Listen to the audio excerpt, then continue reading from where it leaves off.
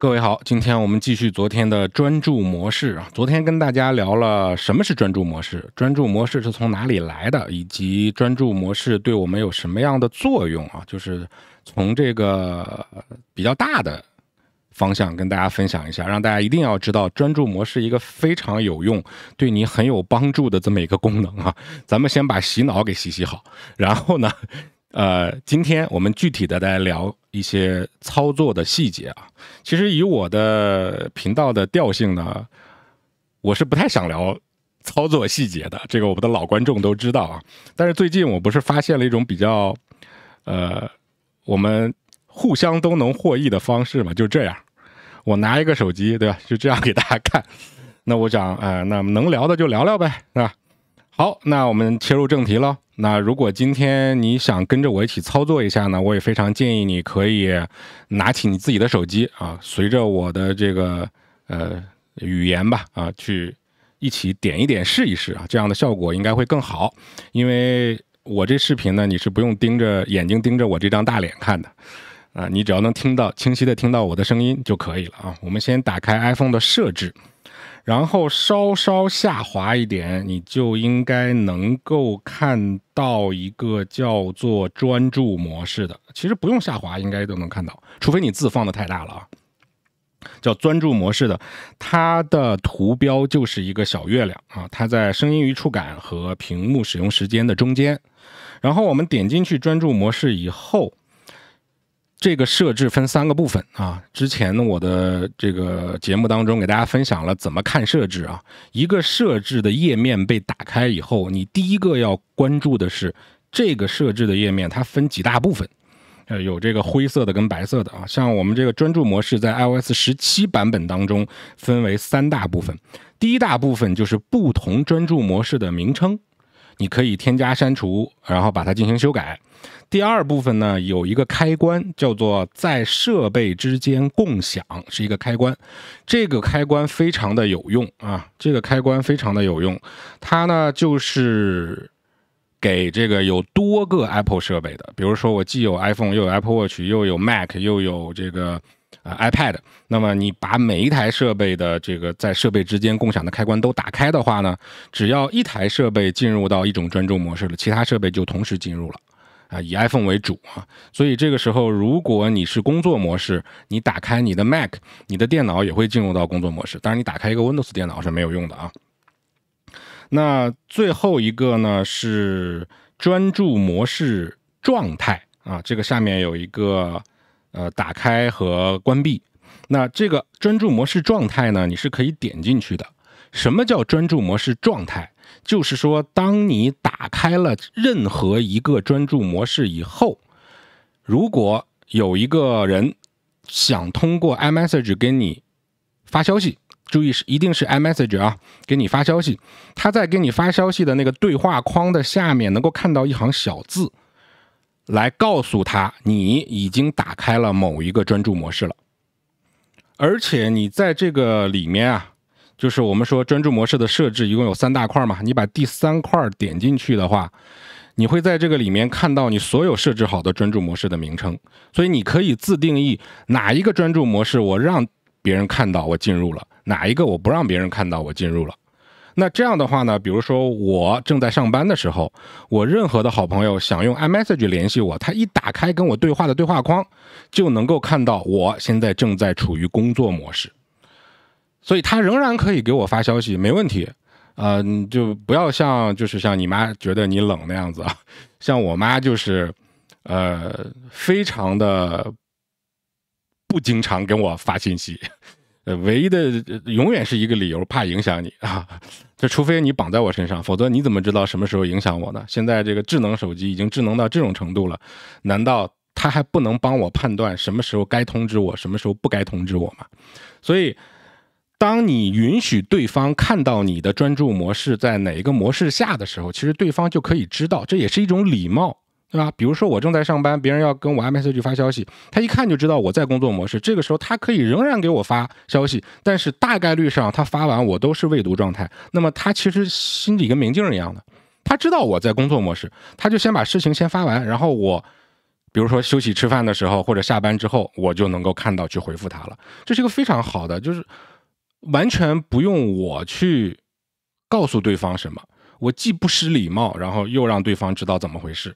所以这个是一个非常好的功能，建议大家能够用起来啊。当然，如果您是在中国大陆的话，您大部分的朋友跟联系方式都是用微信的话，这个功能有当没有。所以你看我们这个聊 iPhone 从头聊到现在，你就会发现它是一以贯之的。如果你想体验 Apple 设计的，我认为是这个世界上最顶级的用户体验的话，你就必须把你周围的这些就使用习惯啊，往这个舒适圈里拽，然后你硬要被别的公司拉走呢，那其实你就会丧失一部分啊。当然这个我没有好坏啊，也没有高低上下之分，只是描述一个事实啊，因为确实是这样子哈。好，我们先把2个比较简单的问题解决了，最后我再来看最上面那个部分啊。这个时候你们应该，如果刚才点进去应该退回来了，还是进入到专注模式的设置里面的第一大块。那如果你从来没动过这个设置的话，应该跟我现在这台专门用来演示的手机一样，一共有4个专注模式啊，一个是勿扰模式，一个是工作模式，一个是个人模式，一个是睡眠模式，这么4个，每一个都建议你去修改一下，根据自己的方式去修改一下。我以工作模式为例啊，举个例子，比如说我点进来这个工作模式，那首先你把这个工作模式点进来之后，滑到最下面，你能够看到删除这个模式。所以在你第一次用这个功能的时候，其实我建议的方法是什么呢？你先把你不用的专注模式全都先删干净。比如说我是一个退休工人，我根本就不会再工作，我不会用到工作模式。好，你先点工作模式进来，先点你用不到的模式进来，然后把它删掉。那你说删掉了之后我不是少一个？对，是少一个，但你没看到屏幕右上角有个加号吗？你可以加一个，然后名字你自己起。要不这样，我现在就加一个。你看，点完加号以后，他就会问你想专注于哪方面，是吧？这个上面是一些系统认为大部分人会用的，比如说健身、正念、游戏、阅读、驾驶，还有自定义。我们就恶心一点，来个自定义，好吧？我来个吃饭模式，那自定义。那你可以自定义什么呢？名称，点一下名称，在里面写吃饭。我不知道大家能不能看得清啊，但看不清也没关系，我认为我说的已经很清楚了啊。名字写吃饭，然后选择一个图标。这个时候除了可以选择不同颜色的小圆圈以外呢，你还可以选择下面很多的这种小的示意图，对吧？吃饭，我看看适合哪一个啊？吃饭，你看这个时候啊，就足以证明我的视频是一镜到底。哎，我找到了，在我的系统里面第2排的第2个有一个刀叉，大家看，是吧？你就可以明确的表示这个是吃饭专注模式嘛，颜色自己喜欢哪个自己去改，我就不改了啊。然后点下一步之后，它就会告诉你自定义专注模式名称和这个条目已经创建成功了，然后我们点自定义专注模式，下面你就多了一个吃饭专注模式的设置。那这个时候你再退回来看你的专注模式列表，是不是又有一个吃饭？当然，但是现在还没有去设置这个需要吃饭需要的那些项目啊。那接下来我们把这个吃饭点进来，在这个吃饭的这个专注模式里面，首先我们看到的第一部分还是那样，设置里面先找这个大块啊。这个里面我们先看有几大块啊，1、2、3、4大块，对吧？那第一大块叫做静音通知，然后下面写什么叫静音通知呢？仅选取必要通知以减少干扰。那听得懂吧？说的非常的言简意赅，不像我这么啰嗦，对吧？仅选取必要的通知以减少干扰，就不必要的就别通知了。那什么是必要的通知呢？您自己选。那在这个里面分为左右2部分嘛，对吧？左边是联系人，右边是 App。联系人会给你发短信、打电话， App 是什么？微信也是一个 App， 然后各种什么购物软件啊，你的这种什么别的软件，各种 App。那也就是说，如果你这个里面按照它默认这个样子，啥都不选，因为默认是什么都没选，联系人是空的， App 也是空的。如果是这样子的话，那么你一旦进入到吃饭模式，就是联系人联系你也联系不了， App 的通知也都没有。那在这个里面呢，你其实是要选一些排除，比如说吃饭的时候，我妈可以联系我，是吧？你想你点进来联系人之后，你可以选允许下列通知，然后点这个加号添加，把你允许的一个联系人添加进来，然后点下一步，然后你可以选择，如果下一步是什么，选取要允许的来电。那如果你的通讯录当中有联系人的分组，那个就太棒了啊！像我自己就是有分组的，就算你没有分组，最起码你有一个个人收藏嘛，那你可以去选择，当然你也可以不选啊。好，或者你选择仅限允许的联系人就可以了，那么就是刚才你选择的那个人，只有你选择那个人可以。那如果你还想去加一些列表，也可以在这里去加啊。那完成了之后，你会看到你的联系人里面就有一个了，有一个小头像了，有东西在里面了，对吧？那么 App 也一样的，点进去一样，首先选择你是要静音下列通知还是要允许下列通知，一般就是允许下列通知。然后上面有一些 App 是可以画勾的，你也可以点添加，你去选择哪一个 App 在你吃饭的时候可以通知你，然后完成。这第一个方块我们就设置好了。然后第二个方块其实是我要重点让大家知晓的啊，就是可能你们在上一期会听到我在讲我工作的那个场景的时候觉得很神奇，为什么我在工作的场景下面我的手机就只显示工作的一些 App？ 其实就在这儿，叫自定义屏幕。你可以自定你的锁定屏幕，也可以自定你的主屏幕。那比如说我在工作的时候，你看这个图标，我不知道这个大家能不能看清啊？左边的一个是锁定屏幕，右边的一个是主屏幕，它是一个示意图，两个都可以自定义。那我可以先点左边的那个锁定屏幕，然后你可以先创建一个锁定屏幕。这个创建锁定屏幕我们就下一讲再讲吧。下一讲我会讲怎么创建锁定屏幕的。你创建好了之后，直接在下面去勾选。你看我现在有2个锁定屏幕，那你就可以判断哪一个锁定屏幕是我吃饭的时候用的。你可以拍个美食的照片放在上面，做一个吃饭的锁定屏幕，然后你选一个就好了啊。那只要进入到吃饭专注模式，你的锁定屏幕就变成那张秀色可餐，不对，就是那个让你流哈喇子的那个照片啊。然后第二个就是选取主屏幕，那这个时候你会看到一个你所有的主屏幕的页面的缩略图，那这个时候你任意的选择一个页面缩略图就可以了。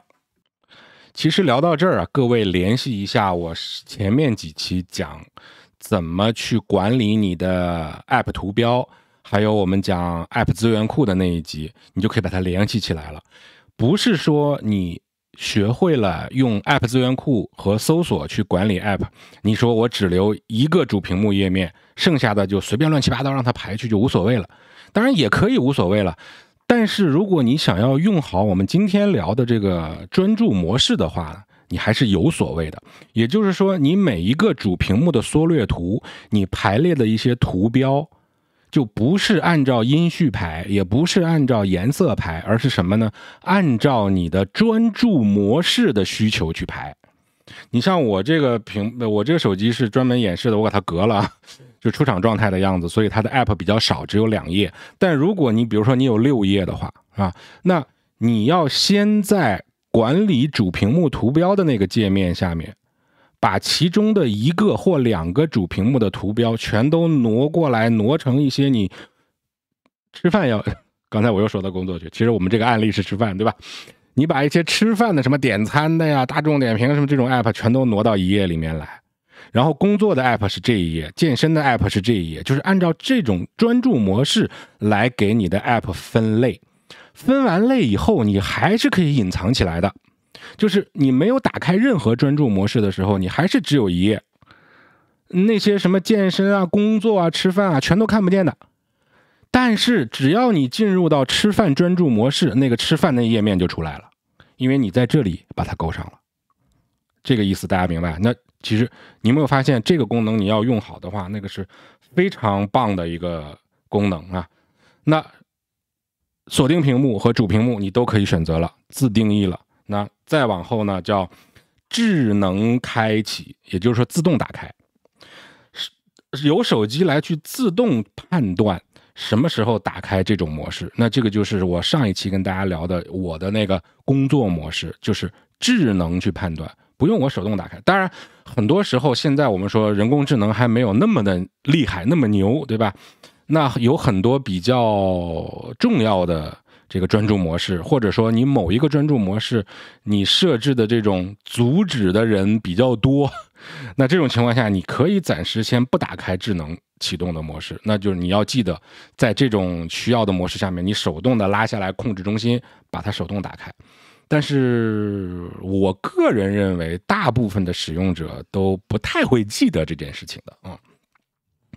但是有一些时候还是会用得到的。你比如说最近上一个月我就刚刚新建了一个专注模式，叫超级勿扰。为什么要建这个专注模式？因为很多时候我因为身体疲惫啊，或者是觉得身体有点不舒服了，头晕啊，这种不管什么原因，干活多了还是太晒了，有的时候可能我白天的时候，比如说下午2、3点钟我要睡一觉，那这个时候呢，即便是我父母打电话过来，我也希望你先缓一缓。那这个时候我会放一个超级勿扰，那这个就是拒绝所有。那这个时候我就觉得，如果你再打扰我，我自己就挂了。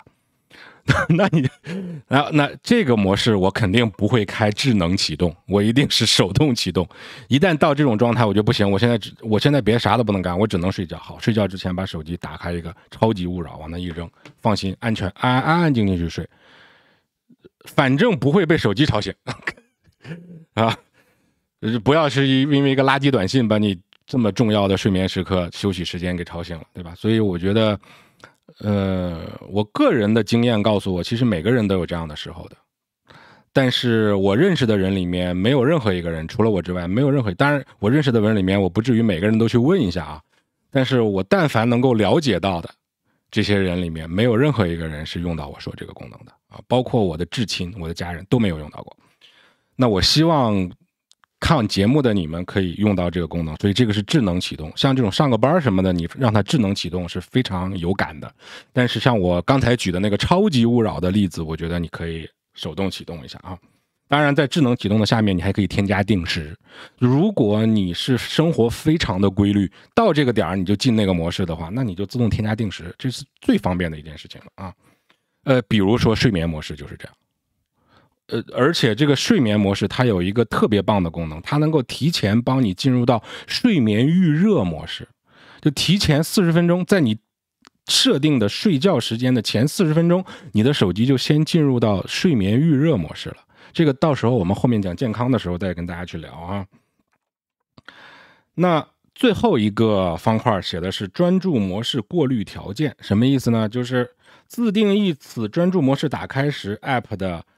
App 和设备的行为，这个特别高级。如果你打开添加过滤条件的话，你会看到有很多的 App 过滤条件，对吧？这个是什么意思呢？那也就是说，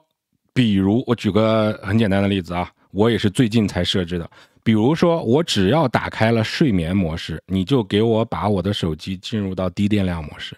它是可以，你看低电量模式和深设模式这两个系统功能，它是可以根据你的专注模式而联动的，你不需要手动的去打开深设模式或者是低电量模式了，只要我是睡眠模式一打开，它就联动的帮我打开深设模式跟低电量模式。那你也可以去这个过滤你的邮件啊，比如说我一进入到工作模式，我的邮件就会自动的过滤只跟工作相关的邮件，而那些其他的什么订飞机、订机票、订酒店，好像有些工作也要订机票、订酒店啊，你知道这意思就好了啊。还有什么日历啊、音乐啊，还有 Safari 浏览器啊。Safari 浏览器支持用户场景了，这个当时我们讲 Safari 的时候没太细聊啊，因为我觉得这个大家用到的并不多。感兴趣的你们可以去搜索一下什么叫 Safari 用户场景，自己去搜一下，不管用什么搜索引擎，大概率上会连接到 Apple 的官方那个。当然我也建议你可以直接用 iPhone 里面的提示 App，直接去搜，这个是最棒的啊，直接搜到官方的帮助文档。好，那我们聊到这儿，对于专注模式的具体操作就聊完了。今天也是破天荒的啊，带着大家就是那么举着手机给大家看了一下具体的操作步骤。当然我知道没有像人家那种专门的教学视频拍的那么仔细啊，一步一步的那么仔细，当然没有。那我觉得目前为止吧，我还是懒得去做这件事情。我主要的目的说白了还是跟大家聊天啊。我并不是以一个讲师坐在这边跟大家讲课，以这个来自居的啊。我是以一个好朋友，咱们一起撸串的时候，我跟你聊一聊这个。当然，撸串的时候可能聊得更放一点，对吧？但是呢，模式是这么个模式啊。就大家知道，每一个这个口播的节目啊，像我们这种坐在屏幕里的人呢，他不管聊什么，但凡聊得好一点，他一定要有一个对象感嘛。他得去假设那个相机里面的人是一个什么样的人。那像我呢，就假设我们正泡了杯茶在这儿嗑瓜子儿，顺便去聊一聊，聊到了 iPhone 里面的一个功能，那我就给你聊一聊我的个人的想法而已，是这么样的一个定位啊。当然，如果大家想把它当成一个 iPhone 的教学，我觉得未尝不可啊。所以我以后呢可能会继续用这种举手机的模式给大家看，也希望各位能够给我来一些评论跟反馈啊，觉得这样的是好还是不好。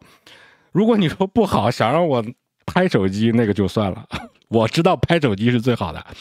但是太累太麻烦啊，我还得再买一个相机。这个